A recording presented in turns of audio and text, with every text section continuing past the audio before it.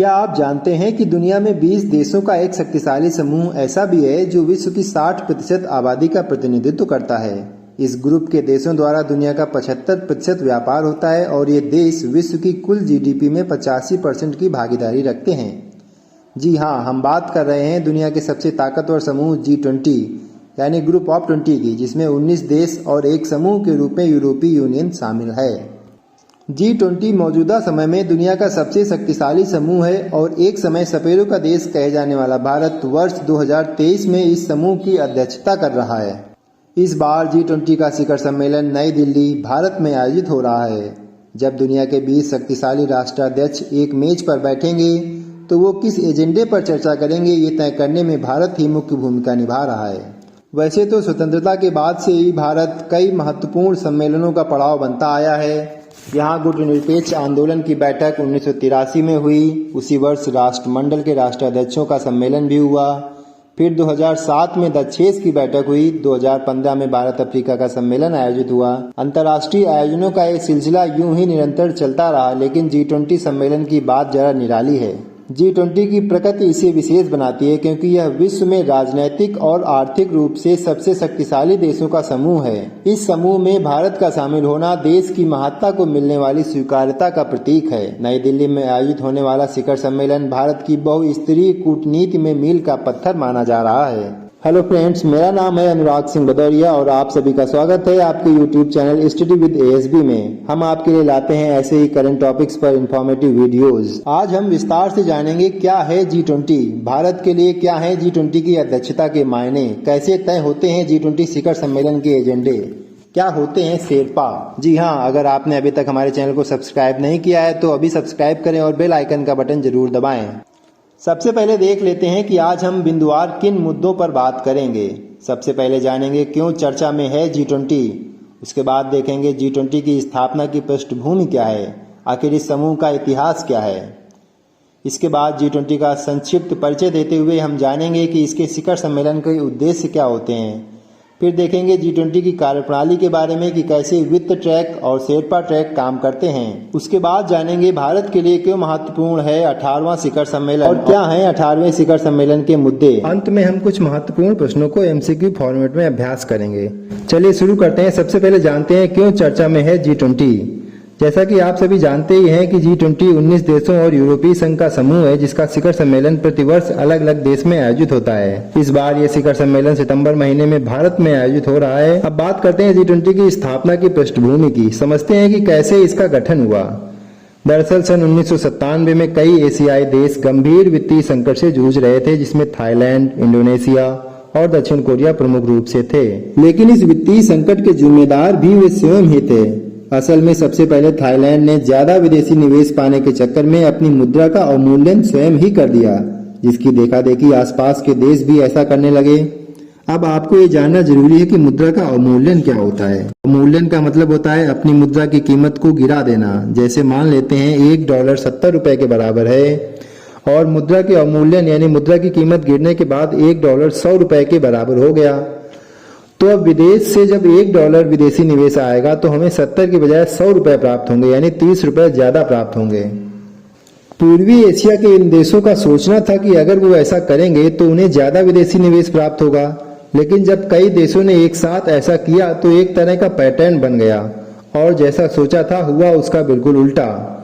इन देशों में विदेशी निवेश तो आया नहीं बल्कि उनकी स्वयं की अर्थव्यवस्था ही चरमरा गई, जिससे ये देश गंभीर संकट में चले गए। क्योंकि इन देशों से संबंधित कंपनियां पूरे विश्व में फैली हुई थी तो इस मंदी का प्रभाव पूरे विश्व में देखने को मिला। हालांकि बाद में वर्ल्ड बैंक, IMF और अन्य वित्तीय संस्थाओं ने इन देशों की मदद की और जैसे तैसे ये देश संकट से बाहर निकल पाए। लेकिन इस अनुभव के बाद ये समझ में आया कि इन देशों का एक समूह होना चाहिए जो इन देशों को एक मंच प्रदान करे जिसमें ये अपनी वित्तीय स्थिति को बेहतर तरीके से समझ सकें और वैश्विक अर्थव्यवस्था के आधार पर अपनी नीतियां तय कर सकें। उस वक्त विकसित देशों का एक समूह G7 पहले से ही क्रियाशील था, जिसकी स्थापना सन 1975 में हुई थी। इस समूह में America, Britain, France, Italy, Germany, Japan और कनाडा जैसे दुनिया के विकसित और शक्तिशाली देश शामिल थे। 1997 में इसमें रूस शामिल हुआ, हालांकि बाद में 2014 में रूस इससे बाहर हो गया। G7 से ही प्रेरित होकर सन 1999 में 20 विकसित देशों और विकासशील देशों को मिलाकर एक समूह बनाया गया, जिसमें उस समय के G8 के 8 देश यानी कि जिसमें रूस भी सम्मिलित था और उसके अलावा 11 अन्य देश और एक समूह के रूप में यूरोपीय यूनियन शामिल हुआ। अगर कोई आपसे पूछे कि G20 में कितने देश हैं, तो इसमें 19 देश हैं और एक समूह के रूप में यूरोपीय यूनियन शामिल है। कुल मिलाकर G20 यानी ग्रुप ऑफ 20 कहा जाता है। ये थी G20 की स्थापना की पृष्ठभूमि। आइए अब जानते हैं G20 के सदस्य देशों के बारे में। इसमें उत्तरी और दक्षिणी अमेरिका महाद्वीप से USA, कनाडा, मैक्सिको, ब्राजील और अर्जेंटीना 5 देश शामिल हैं। यूरोप से फ्रांस, जर्मनी, ब्रिटेन, रूस और इटली शामिल है। वहीं एशिया महाद्वीप से भारत, चीन, इंडोनेशिया, जापान, दक्षिण कोरिया और सऊदी अरब जैसे 6 देश शामिल हैं। इसके अलावा दक्षिण अफ्रीका, ऑस्ट्रेलिया और तुर्की ये 3 अन्य देश शामिल हैं। इसमें यूरोपीय संघ भी एक समूह के रूप में शामिल है। चलिए अब बात करते हैं प्रतिवर्ष होने वाले इसके शिखर सम्मेलन की। तो 1999 में जब G20 का गठन हुआ तो इसके सम्मेलन की शुरुआत हुई। पहले केवल सभी देशों के विदेश मंत्री और केंद्रीय बैंक के गवर्नर ही आपस में बैठक करते थे और इन सम्मेलनों का एजेंडा वैश्विक आर्थिक नीतियों में सहयोग तक ही सीमित था। फिर धीरे धीरे इसका विस्तार होता रहा। उसके बाद अमेरिका की पहल पर वर्ष 2008 में G20 का पहला शिखर सम्मेलन वॉशिंगटन में आयोजित हुआ, जिसमें सभी सदस्य देशों के राष्ट्राध्यक्ष शामिल हुए। आपको ये बता दें कि कोई भी सम्मेलन शिखर सम्मेलन तभी कहलाता है जब उसमें संबंधित देशों के सभी राष्ट्राध्यक्ष शामिल होते हैं। जब 2008 के बाद G20 का शिखर सम्मेलन आयोजित होने लगा तो इसमें चर्चा के बिंदुओं में अंतर्राष्ट्रीय आर्थिक सहयोग के साथ साथ आतंकवाद, ग्लोबल वार्मिंग, मानव तस्करी जैसे अन्य मुद्दों को भी शामिल किया गया। अब बात करते हैं G20 की कार्यप्रणाली की। वैसे तो G20 का शिखर सम्मेलन केवल 2 दिन का होता है, लेकिन इसमें किन मुद्दों पर बातचीत होगी ये तय करने के लिए साल भर बैठकें आयोजित होती रहती हैं।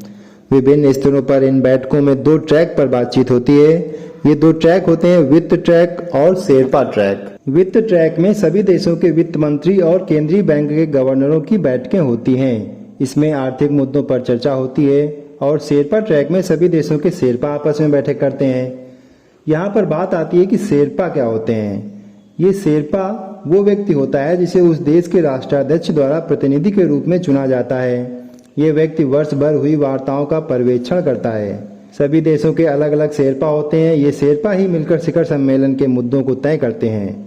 इस वर्ष भारत में ये शिखर सम्मेलन आयोजित हो रहा है। इसके लिए 60 शहरों में 200 से भी ज्यादा अलग अलग स्तरों की बैठकें हुई हैं, तब जाकर इस शिखर सम्मेलन के एजेंडे तय हुए हैं। वर्तमान में भारत के शेरपा अमिताभ कांत जी हैं, जो नीति आयोग के CEO भी रह चुके हैं। अब बात करते हैं कि भारत के लिए क्यों महत्वपूर्ण है ये 18वां शिखर सम्मेलन। भारत को G20 की अध्यक्षता 1 दिसंबर 2022 को मिली और 30 नवंबर 2023 तक भारत इसका अध्यक्ष बना रहेगा। भारत में यह शिखर सम्मेलन पहली बार आयोजित हो रहा है और इसकी थीम भारत ने वसुधैव कुटुंबकम, one earth, one family, one future रखा है, जिसका अर्थ होता है धरती ही परिवार है। अब बात करेंगे 18वें शिखर सम्मेलन के प्रमुख एजेंडों की। तो यूक्रेन रूस युद्ध इसका प्रमुख मुद्दा रहेगा। इसके अलावा जलवायु परिवर्तन, ईंधन के विकल्प, भोजन की कीमतें और नव उपनिवेशवाद से बचाव पर भी चर्चा होगी। यहाँ पर आपको ये जानना जरूरी है कि नव उपनिवेशवाद का क्या तात्पर्य है। दरअसल कुछ ऐसे देश होते हैं जिनकी अर्थव्यवस्था बहुत अच्छी होती है, उन्हें पैसों की कोई कमी नहीं होती है। ऐसे अमीर देश कमजोर अर्थव्यवस्था वाले गरीब देशों को आर्थिक मदद देते हैं और बदले में उस देश की सरकार पर नियंत्रण स्थापित करने की कोशिश करते हैं।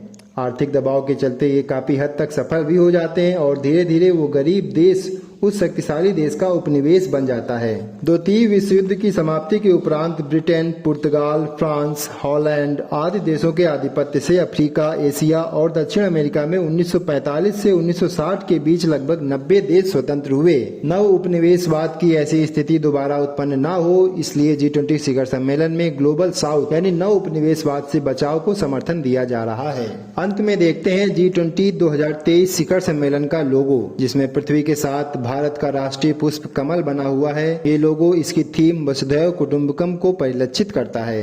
G20 के शिखर सम्मेलन के बाद एक संयुक्त घोषणा पत्र जारी होता है, जिसे कार्यक्रम के सफल होने का संकेत माना जाता है। चलिए अब देखते हैं G20 से संबंधित 10 महत्वपूर्ण अभ्यास प्रश्नों को, जो किसी भी प्रतियोगी परीक्षा के लिए बहुत ही जरूरी हैं। पहला प्रश्न है G20 शिखर सम्मेलन 2023 की अध्यक्षता कौन सा देश कर रहा है? तो इसका सही उत्तर है भारत। भारत 2023 में शिखर सम्मेलन की अध्यक्षता कर रहा है। अगला प्रश्न है G20 2023 सम्मेलन की थीम क्या है? तो इसकी थीम वसुधैव कुटुंबकम रखी गई है, जिसका अर्थ होता है धरती ही परिवार है। अगला प्रश्न है G20 समूह की स्थापना कब हुई थी? तो G20 समूह की स्थापना सन 1999 में हुई थी, लेकिन इसके शिखर सम्मेलन का आयोजन 2008 से शुरू हुआ था। अगला प्रश्न है G20 सम्मेलन में भारतीय शेरपा कौन है? तो भारतीय शेरपा इस समय अमिताभ कांत जी हैं, जो कि नीति आयोग के CEO भी रह चुके हैं। अगला प्रश्न है वर्ष 2024 में G20 शिखर सम्मेलन के 19वें संस्करण की अध्यक्षता कौन करेगा? तो वर्ष 2024 में इसकी अध्यक्षता ब्राजील करेगा। भारत के बाद ब्राजील G20 का अध्यक्ष बन जाएगा। अगला प्रश्न देखते हैं 2023 में G20 देशों के वित्त मंत्रियों और केंद्रीय बैंक के गवर्नरों की बैठक कहां आयोजित हुई? तो इसकी बैठक भारत में बेंगलुरु में आयोजित हुई। सातवां प्रश्न है G20 का पहला शिखर सम्मेलन कहां आयोजित हुआ था? तो इसका पहला शिखर सम्मेलन अमेरिका में वॉशिंगटन में आयोजित हुआ था। आइए देखते हैं अगला प्रश्न G20 शिखर सम्मेलन का स्थायी अतिथि देश कौन सा है? तो इसका स्थायी अतिथि देश स्पेन है। मुझे उम्मीद है कि इस वीडियो में जिन बिंदुओं पर चर्चा की गई है वो आपको समझ में आए होंगे, और यदि आपके प्रश्न पत्र में इससे संबंधित कोई प्रश्न आता है तो आप उसे आसानी से हल कर पाएंगे। अगर आपका G20 से संबंधित कोई भी प्रश्न या डाउट है तो कमेंट बॉक्स में कमेंट जरूर करें, और हाँ, चैनल को सब्सक्राइब करना ना भूलें। मिलते हैं ऐसे ही किसी टॉपिक पर अगले वीडियो में। तब तक के लिए धन्यवाद। Thanks for watching.